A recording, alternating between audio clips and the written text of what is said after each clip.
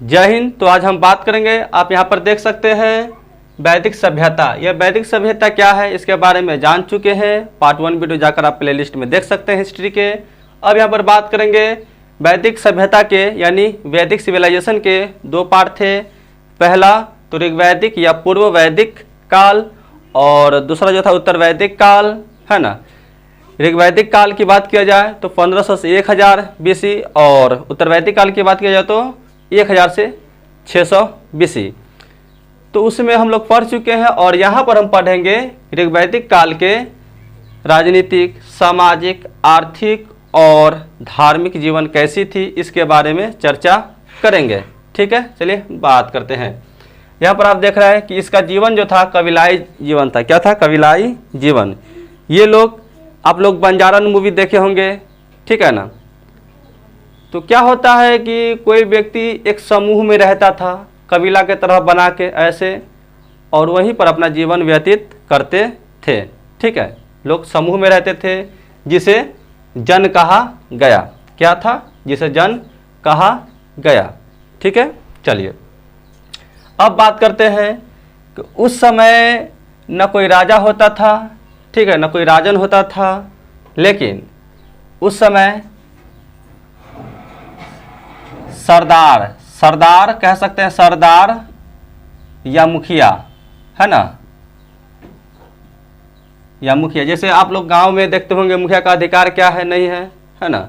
ठीक उसी प्रकार से कबीलाई जीवन व्यतीत करते थे और उस समय उन्हें सरदार या मुखिया कह सकते हैं। लेकिन उस समय राजा नहीं हुआ करते थे, ठीक है, लेकिन वैसा व्यवहार होता था। तो हम बात करते हैं राजन या मुखिया, या राजा या सरदार या मुखिया भी कह सकते हैं। एक कबीलाई होता है, उसके एक मुखिया होते थे। हर कबीलाई के अलग अलग मुखिया होते थे, सरदार होते थे, है ना। तो आप शोले मूवी देखे होंगे, ठीक है ना। कितने आदमी थे, कितने आदमी थे सरदार, देखे होंगे। चलिए तो बात करते हैं कि राजा के सहायता हेतु कुछ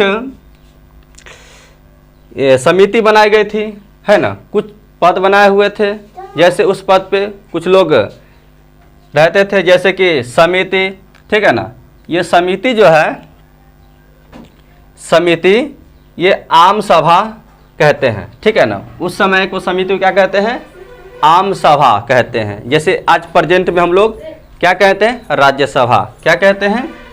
तो उस समय आम सभा कहा था और इस समय अपना भारत में इसे राज्यसभा के नाम से जाना जाता है, ठीक है ना।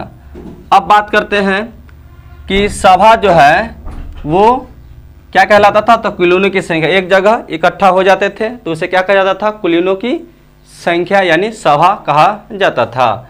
अब बात करते हैं कि एक विदत था, एक विदत संस्था था जो लूट बंटवारा करता था, लूट करके लाता था और एक साथ बैठ के बंटवारा करता था, साथ में बैठ के, है ना। तो ये हो गया। और उस समय एक गण था, ठीक है ना। क्या था? गण था। तो इसे आप लोग, हम लोकसभा कह सकते हैं, ठीक है ना, लोकसभा कह सकते हैं। और एक बात और है इसमें कि स्त्रियों का भी भाग था इसमें, ठीक है ना। जैसे यहाँ पर आप देख रहे हैं तो समिति एवं विदत जो है, समिति एवं विदत, ठीक है ना, इसमें फीमेल का भी भागीदारी था। समिति एवं विदत जो है इसमें फीमेल का भी भागीदारी था। इसमें जो भी स्त्री थी वो भी भाग ले सकती थी, ठीक है। लेकिन गण हो या सभा हो इसमें भाग नहीं ले सकती थी। एक बात और है कि समिति एवं सभा को, है ना, ये जो समिति एवं सभा है इसे प्रजापति की दो पुत्रियां कहा गया है। लिख सकते हैं आप लोग, नोट डाउन कर ले पे कॉपी में, ठीक है, कि समिति एवं सभा को प्रजापति की दो पुत्रियां कहा जाता है, ठीक है। ये भी काफ़ी बार एग्जाम में पूछा गया है, ठीक है। अब बात करते हैं कि उस समय के जो अधिकारी थे वो रत्निन कहलाते थे। क्या कहलाते थे? रत्निन। इस समय हम अधिकारी कहते हैं, लेकिन उस समय की बात किया जाए, वैदिक समय की बात किया जाए तो उस समय जो भी अधिकारी थे उन्हें रत्निन कहा जाता था, ठीक है। अब बात करते हैं, जैसे पुरोहित के रूप में काम करते थे, सेनानी के रूप में काम करते थे, पुक के रूप में काम, स्पष्ट के रूप में काम करते थे, ठीक है। चलिए अब बात करते हैं सेना के बारे में। उस समय के जो सेना थे उसके बारे में, तो ये नियमित नहीं थे, ये नियमित सेना नहीं थे। मतलब होता है ना, एक आज के डेट में अपना भारत में एक नियमित सेना है, ठीक है ना। जब कहा जाए, जब ऑर्डर दिया जाए, थल सेना, वायुसेना, है ना, इसको जब आदेश दिया जाए तब ये फायरिंग कर सकते हैं, ठीक है। लेकिन उस समय क्या था कि जो सेनानी थे, सेना के जो प्रमुख थे, वो युद्ध के समय या कोई लूटपाट के समय क्या करते थे कि सब इकट्ठा होते थे, ठीक है। तब जाके अपना लूटपाट करना हो या युद्ध करना हो, मारपीट लड़ाई करना हो, तब इकट्ठा होते थे। अन्यथा ये लोग बिखरे बिखरे से रहते थे, जहाँ तहाँ रहते थे, कबीला बना के रहते थे, है ना। लेकिन जब जरूरी होता था तब ये जो सेना प्रमुख थे वो सेना को बुलाते थे। अब बात करते हैं बलि की, है ना। तो स्वेच्छा से दिया गया कर, है ना। तो उस समय जो बलि था उसमें उस समय बलि दिया जाता था, ठीक है ना। उस समय बलि दिया जाता था, यानी स्वेच्छा से दिया गया कर, ठीक है ना। तो जो बलि होता था सबका, ठीक है, ये कर के रूप में काम करता था। अब बात करते हैं न्याय का उल्लेख नहीं। इस समय की बात जो है, वैदिक सभ्यता के जो समय था 1500 से 600 BC, उसमें क्या था कि सेना नियमित नहीं था। दूसरी ओर बलि जो था वो स्वेच्छा से दिया जाता था, ठीक है ना।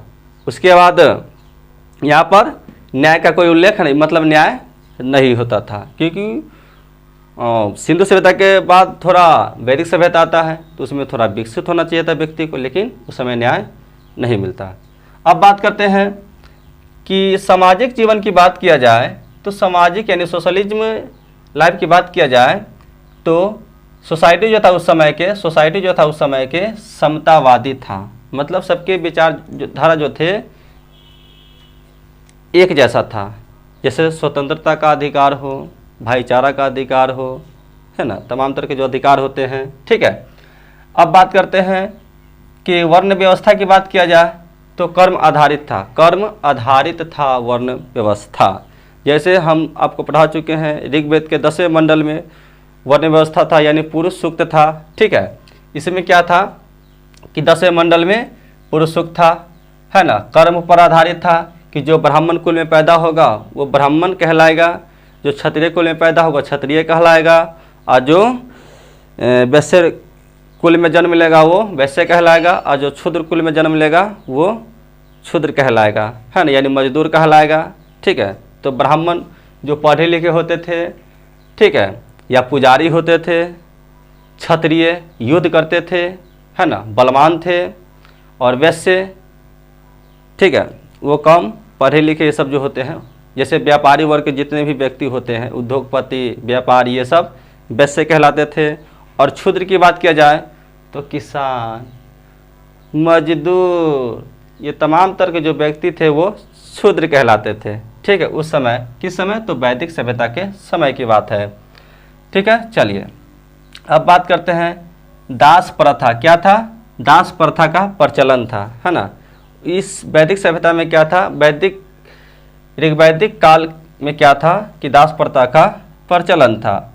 अब बात करते हैं कि जो परिवार था ये सबसे छोटी इकाई थी। एग्जाम में पूछा जाता है कि ये सबसे छोटी इकाई थी, है ना, सूक्ष्मतम इकाई थी, लघुत्तम इकाई, है ना। और जन जो था ये सबसे बड़ी इकाई थी। ये जो आप यहाँ पर देख रहे हैं जन, ये सबसे बड़ी इकाई थी, और परिवार जो था वो सबसे छोटी इकाई थी। ये आपको हम पढ़ाएंगे, महाजनपद का उदय होता है उस समय, इसको अच्छा से विस्तार से समझाएंगे कि कौन बड़ा है कौन छोटा है, ठीक है। चलिए, ये पितृसत्तात्मक थी, है ना, यानी संयुक्त परिवार के जो सबसे बड़े प्रमुख थे घर के वो पिता होते थे। जैसे हमारे घर के पिता प्रमुख होते हैं, माता होते हैं, अपना जैसे घर चलाते हैं, ठीक उसी प्रकार से उस समय में ऋग्वैदिक काल में पितृसत्तात्मक थे, मतलब पिता पर सब डिपेंड थे, और संयुक्त परिवार के रूप में सब लोग रहते थे, यानी ज्वाइंट फैमिली, ठीक है ना। अब तो सब लोग अलग अलग हो जाते हैं, लेकिन उस समय सब एक साथ रहते थे, ठीक है। चलिए अब बात करते हैं स्त्री की क्या भूमिका इस सामाजिक जीवन में तो उपनयन संस्कार, 16 संस्कार आप लोग पढ़े होंगे, तो उसमें एक उपनयन संस्कार है और शिक्षा का अधिकार। तो इन्हें शिक्षा का भी अधिकार था और उपनयन संस्कार भी था। ठीक है, अब बात करते हैं पुनर्विवाह। पुनर्विवाह और नियोग प्रथा, पुनर्विवाह और नियोग प्रथा थी, ये दोनों पर थी। पुनर्विवाह, कोई लेडीज अगर विधवा हो जाती है, उसके पति मर जाते हैं, तो उस स्त्री का पुनर्विवाह हो सकता है ना।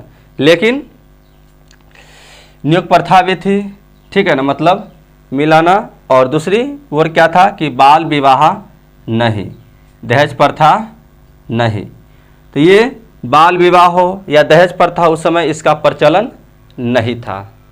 किस समय? तो ऋग वैदिक काल में। ठीक है, जैसे अपाला हो गई, घोषा हो गया, लोपामुद्रा हो गई, ये 3 स्त्रियां थी, है ना। अब बात करते हैं इस काल के जो लोग थे वो शाकाहारी थे, मांसाहारी थे, फल फूल, ठीक है ना, शाकाहारी भोजन करते थे, ठीक है, और मांसाहारी भोजन करते थे, जैसे मांस हो गया, ठीक है ना, चिकन हो गया, मटन हो गया, ठीक है, ये सब करते थे, है ना। ये सब बोलते हैं तो मुंह में पानी आ जाता है हालांकि हम तो सर्वाहारी हैं मनोरंजन की बात किया जाए तो पासा खेलते थे, नृत्य करते थे, ठीक है ना, लड़ाई करते थे, है ना, संगीत सुनते थे, घुड़सवारी करते थे, तमाम तरह के मनोरंजन करते थे। ठीक है, चलिए अब बात करते हैं आर्थिक जीवन की। आर्थिक जीवन की बात किया जाए, आर्थिक जीवन की बात किया जाए, ठीक है, तो क्या कहता है इसमें कि इसका जो व्यवस्था था, ठीक है ना, अर्थव्यवस्था का जो आधार था वो पशुपालन था। क्या था? पशुपालन था, है ना। तो ये पशुपालन पर डिपेंड थे, है ना, निर्भर थे किस पर? तो पशुपालन पर डिपेंड थे, है ना। अब बात करते हैं कि गाय को अधन्या कहा जाता है। क्या कहा जाता है? गाय को अधन्या। उस समय गाय को अधन्या कहा जाता था। तो सर्वाधिक महत्व किसका दिया गया है? तो सर्वाधिक महत्व गाय को दिया गया है। कितनी बार? तो 176 बार दिया गया है ना। तो 176 बार दिया गया, इसका मतलब है कि सर्वाधिक महत्व किसका था? तो उस समय गाय का महत्व था। किसमें? तो पशुपालन में। ठीक है, चलिए अब बात करते हैं घोड़े का प्रयोग उस समय होता था किसके लिए? तो रथ के लिए होता था घोड़े का प्रयोग। किस समय? तो ऋग वैदिक काल में। अब बात करते हैं कि कृषि का महत्व जो था उस समय कम था, ठीक है ना। लोग पशुपालन तो करते थे, गाय का महत्व अधिक था, लेकिन कृषि जो है उस समय कम हुआ करता था क्योंकि ज़्यादा विकसित व्यक्ति नहीं था, है ना। अब बात करते हैं कि व्यापार जो होता था विनिमय होता था। व्यापार जो होता था क्या था? विनिमय होता था, है ना। अर्थात कहने का जो उस समय का जो बिजनेस था, बिजनेस मॉडल था, एक वस्तु देना और दूसरे वस्तु लेना। एक वस्तु दे दिए तो दूसरे वस्तु ले लिए, ऐसा विनिमय द्वारा होता था, ठीक है, व्यापार। और केवल आंतरिक व्यापार होता था, है ना, केवल आंतरिक व्यापार होता था, बाहरी व्यापार नहीं होता था। जैसे देश में ही व्यापार होता था, देश के बाहर नहीं होता था, ठीक है। मुद्रा का खोज नहीं हुआ था लेकिन तांबे का प्रयोग हुआ था। मुद्रा का खोज नहीं था उस समय लेकिन तांबे का प्रयोग हुआ था। जैसे हम लोग आज सिक्का का उपयोग करते हैं, नोट का उपयोग करते थे, उस समय नहीं था, ठीक है। चलिए, क्यों? क्योंकि यहाँ पर तो ससुरा विनिमय होता है, वस्तु विनिमय होता है, मुद्रा विनिमय नहीं होता है। एक मुद्रा देकर कोई सामान ले लेना, लेकिन उस समय क्या था कि वस्तुओं का विनिमय होता था, ठीक है। एक वस्तु दो, दूसरा वस्तु लो, ठीक है। चलिए अब बात करते हैं कि धार्मिक जीवन कैसा था, ठीक है ना। तो धार्मिक जीवन की बात करें तो प्रकृति पूजन, प्रकृति में जो भी वस्तु है, पेड़ है, पौधा है, जीव है, जंतु है ना, तो उन सब की पूजा होता था, यानी बहुदेववादी था, ठीक है ना। बहुदेव क्या था? वादी था, ठीक है ना। और उस समय के देवताओं को 3 श्रेणियों में बांटा गया है, अंतरिक्ष, आकाश और पृथ्वी, ठीक है।